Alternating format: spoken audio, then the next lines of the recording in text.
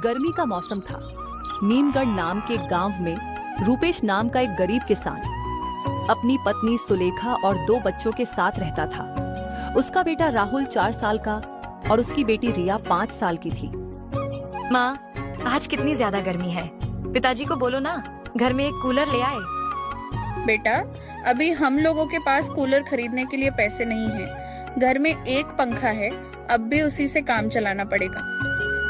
लेकिन माँ, ये पंखा चलता कहाँ है? ये पंखा इतने धीरे धीरे घूमता है कि इसकी हवा ही नहीं लगती। वो देखो, राहुल भी गर्मी में कितना परेशान हो रहा है।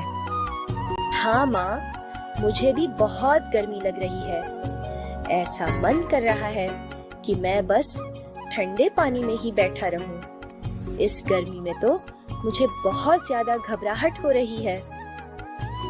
बेटा, एक काम कर, तू जाकर ठंडे पानी से नहा ले तो तुझे थोड़ा अच्छा लगेगा, क्योंकि यह गर्मी तो हमारा पीछा छोड़ेगी नहीं। और ना हम इतने अमीर हैं कि गर्मी से बचने के लिए हम अपने घर में एसी या कूलर लगवा सके।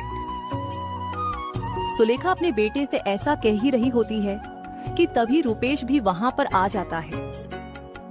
हे भगवान, इस साल तो भगवान ने कुछ ज्यादा ही गर्मी कर रखी है। खेत में काम करते हुए ऐसा लग रहा था कि मैं अभी चक्कर खाकर गिर जाऊंगा।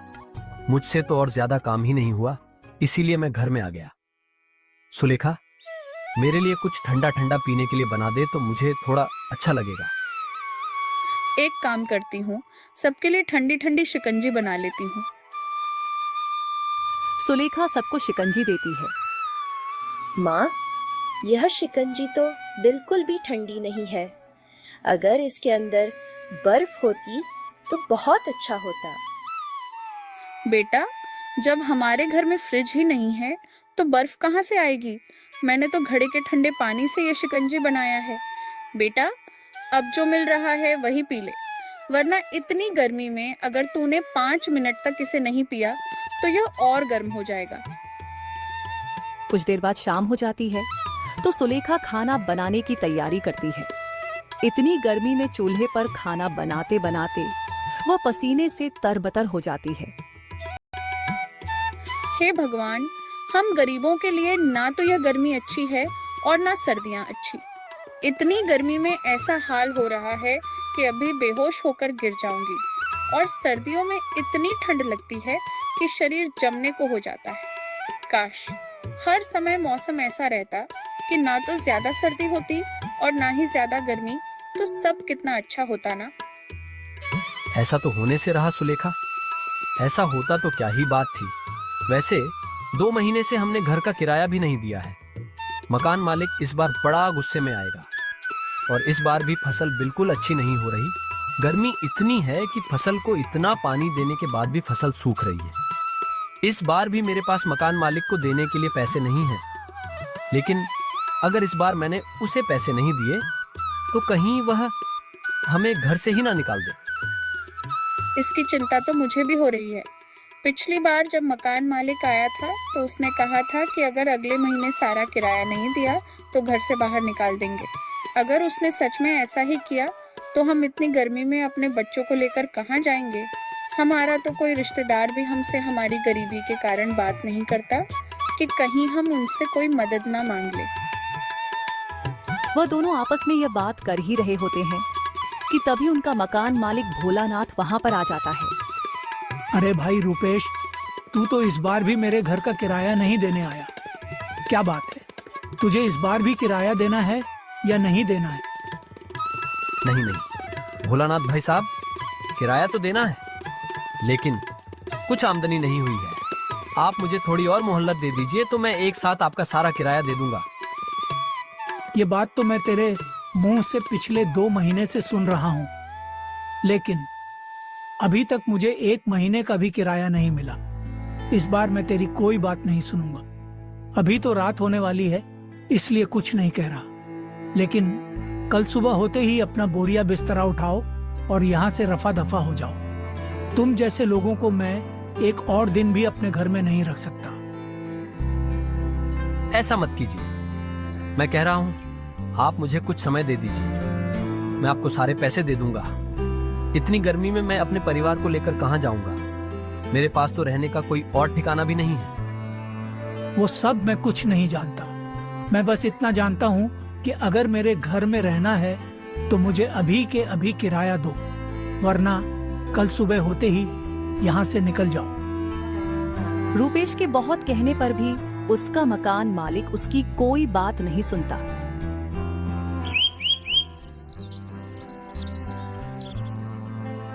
अगले दिन वह रूपेश को घर से बाहर निकाल देता है। इतनी गर्मी में रूपेश अपने बीवी बच्चों के साथ सड़क पर आ जाता है। पापा, उन अंकल ने हमें घर से बाहर क्यों निकाल दिया? अब हम इतनी गर्मी में कहाँ पर जाएंगे?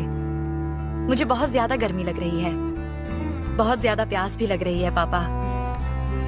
घर से हम जितना पानी लेकर आए थे वह तो खत्म हो गया। अब तो हमारे पास पीने के लिए भी पानी नहीं है। वह सामने पानी वाला है ना, मैं उससे पूछता हूँ। रूपेश पानी वाले के पास जाता है। अरे भैया, पानी का गिलास कितने का दिया है?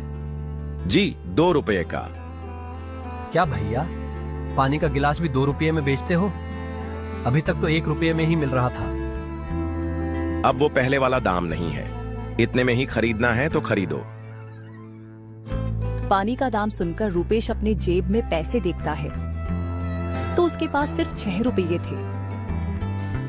एक काम करो, तुम 3 गिलास पानी दे दो। रूपेश अपनी जेब से 6 रुपये निकालकर उसे दे देता है। वह अपने दोनों बच्चों और पत्नी को एक एक गिलास पानी दे देता है। अरे, आपको प्यास नहीं लगी है क्या? आपने अपने लिए नहीं लिया? नहीं, मैं तो वहीं पर ही पानी पीकर आ गया। यहाँ पर 4 गिलास एक साथ कैसे लेकर आता? 3 ही बड़ी मुश्किल से लेकर आया हूँ। सुलेखा जानती थी कि रूपेश पैसों की वजह से पानी नहीं पी रहा है, क्योंकि जब रूपेश पानी लेने गया था तो वह उसे ही देख रही थी, लेकिन वह रूपेश से कुछ कहती नहीं। वह अपने गिलास में से आधा पानी पीती और रूपेश से कहती है, मुझसे तो यह पूरा गिलास पानी पिया ही नहीं जा रहा है। जी, आधा गिलास पानी आप पी लीजिए।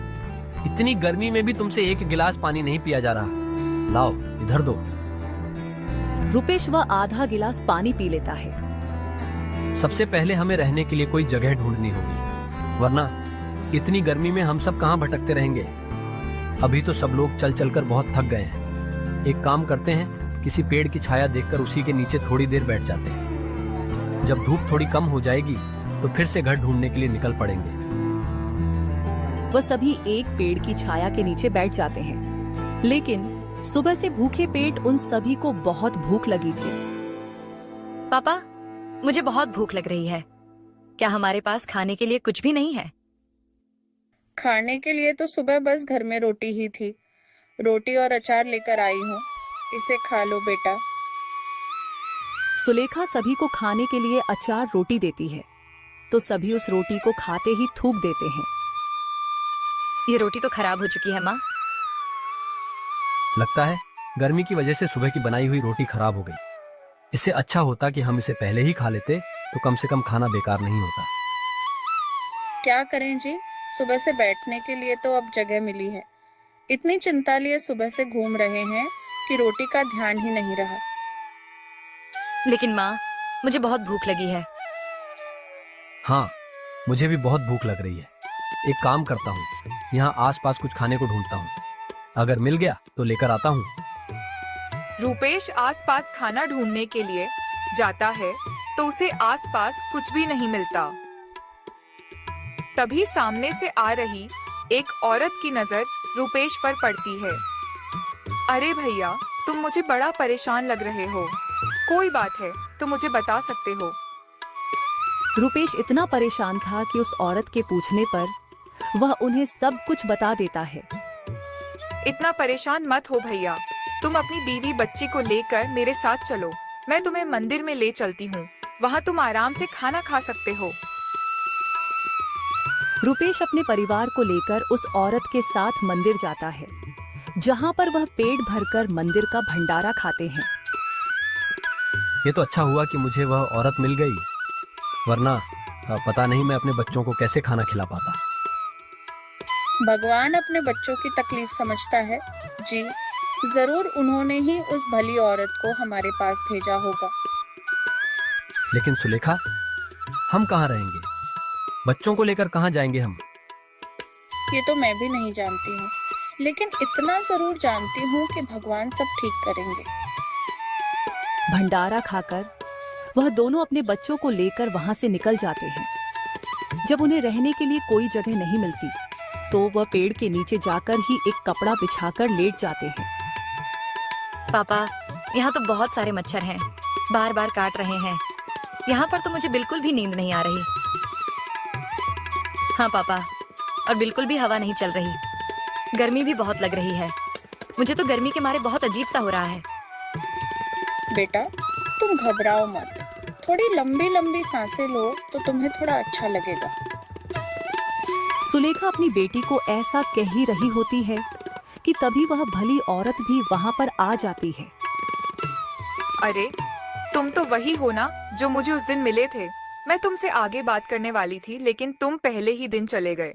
तुम मेरे साथ चलो, मैंने तुम्हारे रहने की व्यवस्था करवा दी है। कल से तुम मंदिर में सेवा करना। मंदिर का ट्रस्ट तुम्हें हर चीज की सुविधा दे देगा। बस तुम सच्चे दिल से भगवान की सेवा करना। ठीक है, चलो, तुम सभी मेरे साथ चलो। वह भली औरत उसे अपने साथ ले जाती है। तभी वह एक अच्छे से घर के सामने जाकर रुक जाते हैं। आज से तुम अपने परिवार के साथ इस घर में रह सकते हो। यह तुम्हारा ही घर है। बस याद रखना, कल सुबह से मंदिर में भगवान की सेवा करनी है। आपका बहुत बहुत धन्यवाद। आपने मेरे लिए जो किया है वो मैं मरते दम तक नहीं भूल सकता। रूपेश उस भली औरत का धन्यवाद कर ही रहा होता है कि तभी उनके पलक झपकते ही वह अचानक उनके सामने से गायब हो जाती है और वहां पर दुर्गा माता की एक मूर्ति आ जाती है। यह देखकर वह लोग सब कुछ समझ जाते हैं। दुर्गा माता ने उनके लिए यह सब किया। यह जानकर उनकी आंखों में आंसू आ जाते हैं। उस दिन से रूपेश हर रोज भगवान के मंदिर में जाकर उनकी सेवा में लग जाता है। भगवान ने उसे जो घर दिया था उसमें उसे कभी किसी चीज की कमी नहीं होती, इसलिए उसे पैसे कमाने की भी जरूरत नहीं पड़ती। भगवान तो केवल उसे अपनी भक्ति में लगाना चाहते थे, इसलिए उन्होंने किसी न किसी तरह ऐसा कर ही दिया और भगवान ने उनके परिवार के सभी दुखों को भी दूर कर दिया।